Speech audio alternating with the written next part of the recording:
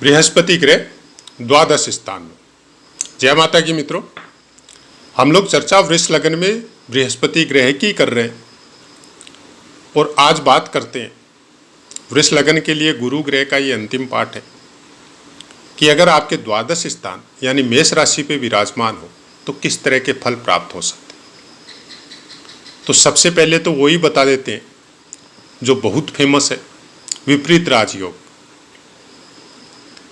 आपके कोई भी छठे, आठवें और 12वें स्थान का स्वामी अगर इन्हीं स्थानों में विराजमान हो तो विपरीत राजयोग। अब विपरीत राजयोग क्या है? अलग अलग विद्वानों की अलग अलग व्याख्या है। विपरीत राजयोग आपको संघर्ष से सफलता देता है, लेकिन आपसे संघर्ष बहुत ज्यादा करवाता है। अब जो ग्रह आपको विपरीत राजयोग दे रहा है उसके विषय में आपको डीपली अध्ययन करना पड़ेगा। क्या उसके अंदर इतना बल है कि आप वो संघर्ष कर सके, और अगर संघर्ष भी करें तो कौन से क्षेत्र में करें? कौन सा ऐसा क्षेत्र है जिसके द्वारा उस ग्रह के बारे में हम लोग संघर्ष करके और विपरीत राजयोग को राजयोग में निर्माण करें और हम लोगों की उन्नति हो। इसके विषय में हम प्राय कर बहुत से पाठों में हमने बताया है कि किसी भी ग्रह का फल जानने के पहले उस ग्रह का संपूर्ण कारकत्व जानने की कोशिश कीजिए, और जिस स्थान में बैठा है उस स्थान का संपूर्ण कारकत्व जानना बहुत जरूरी है। तो सबसे पहले तो ये देखिए कि इनको 8वें स्थान का और 11वें स्थान का स्वामित्व प्राप्त है और 8वें स्थान का स्वामित्व है जिसके बारे में बहुत बार हमने चर्चा भी की है, बताया भी है। जब गुरुदेव आपके 8वें स्थान का जब पाठ दिया था उस समय भी हमने आपको बताया था कि 8वां स्थान रहस्य है, 8वां स्थान रिसर्च है, 8वां स्थान वो डीप नॉलेज है जो किसी भी विषय में आपको हो सकता है। कोई जरूरी नहीं है ज्योतिषी हो, कोई जरूरी नहीं है तंत्र मंत्री हो।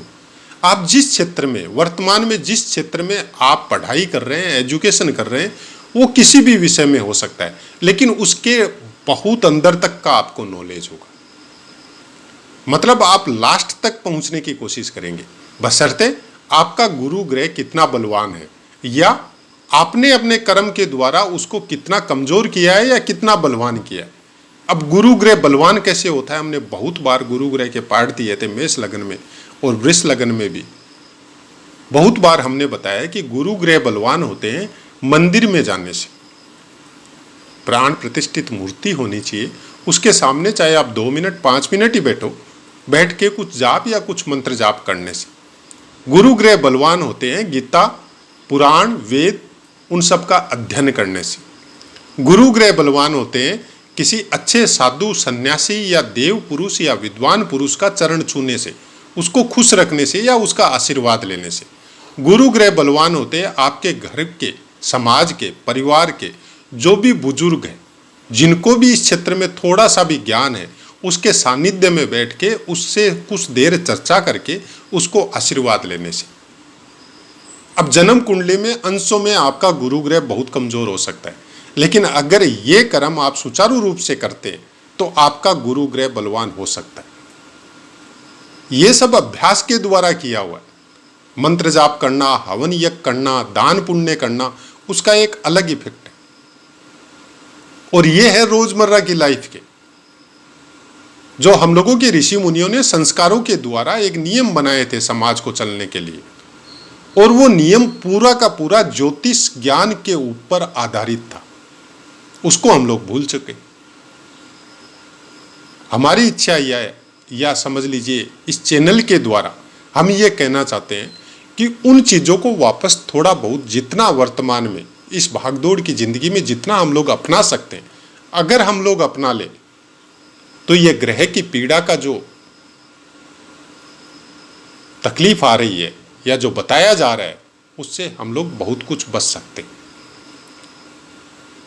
यहां पे गुरु ग्रह बैठने से आपकी जीवन यात्रा बहुत लंबी होगी। पहला बात, अष्टम स्थान का स्वामित्व लेके 12वें स्थान में विराजमान है। दूसरा बात, अपने ही अष्टम स्थान को पूर्ण दृष्टि से देख भी रहे। अब ये विदेश का भी योग है, क्योंकि जीवन यात्रा का योग तो हम बता रहे हैं और कोई नहीं बताएगा आपको।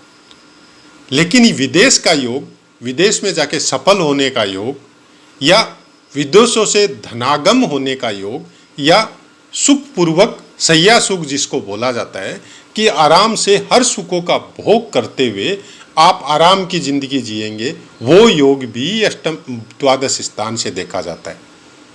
लेकिन हमें नहीं लगता गुरु ग्रह यहाँ पे बैठ के इस तरह के कोई योग का प्रादुर्भाव यहाँ पे कर रहे हैं। हाँ, यात्रा लंबी करवाएंगे ये बोल सकते हैं, लेकिन यात्रा ज्ञान के लिए होगी, यात्रा धर्म ध्यान के लिए होगी, यात्रा उस रिसर्च या उस ज्ञान को प्राप्त करने के लिए होगी जिसको आप अंदर तक जाना चाहते हैं। एक पिन पॉइंट लास्ट तक कहाँ से चालू हुआ है वहाँ तक जाना चाहते हैं, चाहे किसी भी क्षेत्र का हो। हम ये नहीं बोलते हैं ज्योतिष का ही होगा। अगर आप ज्योतिष भी सीखेंगे तो एकदम डीप अध्ययन करेंगे और आपके अंदर में भी वो ज्ञान प्रारब्ध के द्वारा प्राप्त है। आप इस जीवन में भी उसको वापस रिसर्च में लाएंगे और अपनी कुछ अलग रिसर्च निकाल के देंगे जो समाज के लिए या उस ज्ञान के जितने भी जो काम है उनके लिए बहुत काम में आएगी, और उसको काटना बहुत मुश्किल है।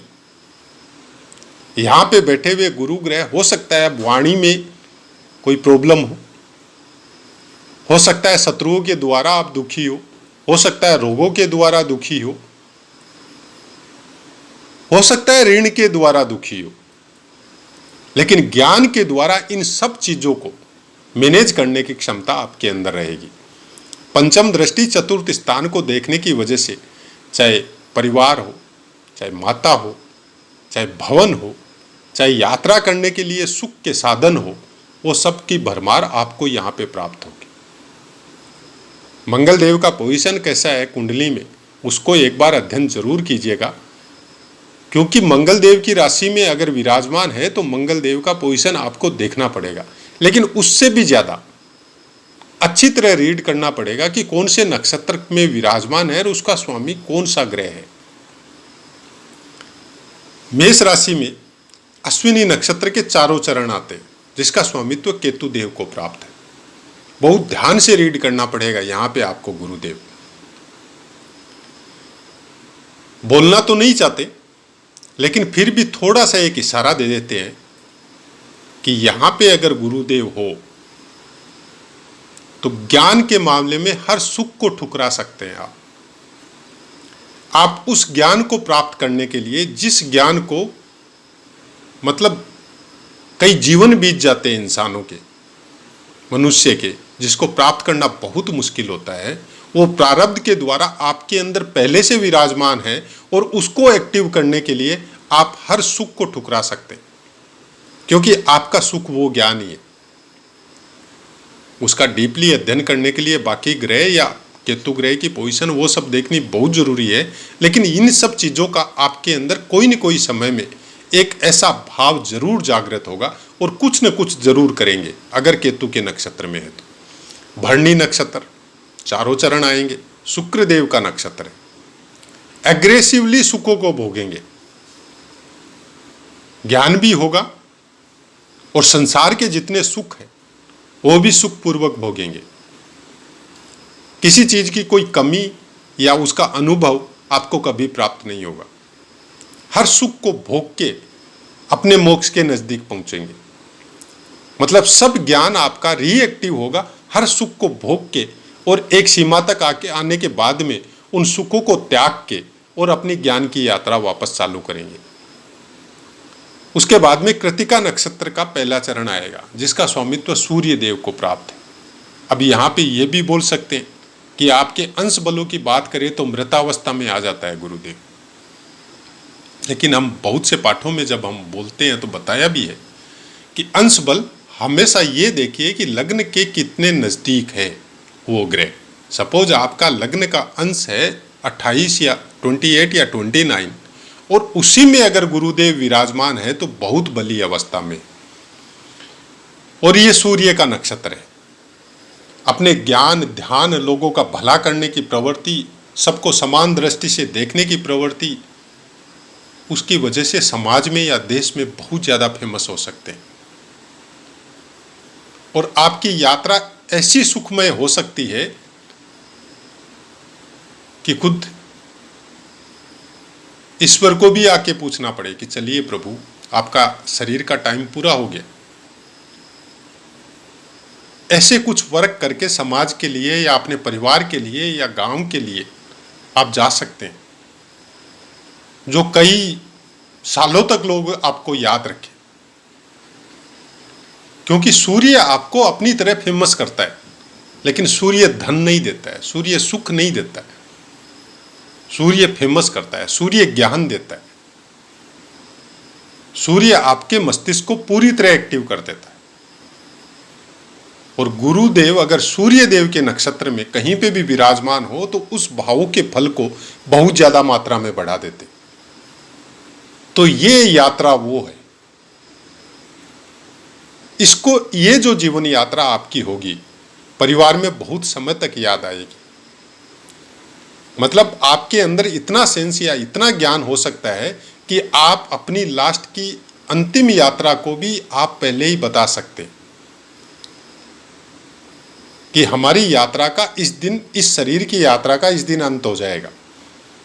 ऐसा कुछ ज्ञान प्राप्त हो सकता है आपको। नवमांश की बात करें, कोई भी ग्रह मेष राशि में हो तो 3.20 डिग्री तक होने से मेष के नवमांश में रहेगा, 6.40 डिग्री तक वृष के नवमांश में रहेगा, 10 डिग्री तक मिथुन के नवमांश में रहेगा, 13.20 डिग्री तक कर्क के नवमांश में रहेगा, 16.40 डिग्री तक सिंह के नवमांश में रहेगा, 20 डिग्री तक कन्या के नवमांश में रहेगा और 23.20 डिग्री तक तुला के नवमांश में रहेगा, 26.40 डिग्री तक वृश्चिक के नवमांश में रहेगा, 30 डिग्री तक धनु के नवमांश में रहेगा। अंश बल विषम राशि है। प्रथम 6 अंश तक बाल्यावस्था, 12 अंश तक कुमारावस्था, 18 अंश तक युवावस्था, 24 अंश तक वृद्धावस्था, 30 अंश तक मृतावस्था। 12वें स्थान के संबंध में जब बोला जाता है तब 12वें स्थान को मोक्ष का कारक स्थान भी माना जाता है। और काल पुरुष की कुंडली अनुसार 12वें स्थान में मीन राशि आती है और अपनी राशि में गुरुदेव वहां पे विराजमान होते हैं। अगर काल पुरुष की कुंडली अनुसार फलों को देखे तो अब उसको आपको अभ्यास के द्वारा, अपनी बुद्धि और विवेक के द्वारा समझना है। क्योंकि हम इस यात्रा को विदेशों से धन, बहुत लंबी यात्रा, सुखों का भोग, केवल भौतिक ज्योतिष के हिसाब से जानते हैं। लेकिन एक ज्योतिष वो भी होती है कि कौन सी यात्रा करने के लिए आप आए हैं और क्या यात्रा करके लास्ट में जाएंगे। इसीलिए बोला जाता है मोक्ष। और सबसे बड़ी बात यह है कि मोक्ष के विषय में जब बात की जाती है तो गुरु के साथ साथ केतु को भी देखना पड़ता है। और मेष राशि में केतु ग्रह के भी 4 चरण आते हैं नक्षत्र के।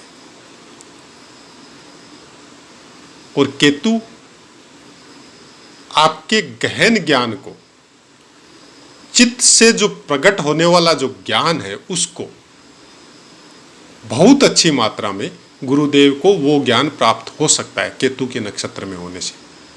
और इनकी यात्रा का रास्ता बहुत कुछ चेंज हो सकता है।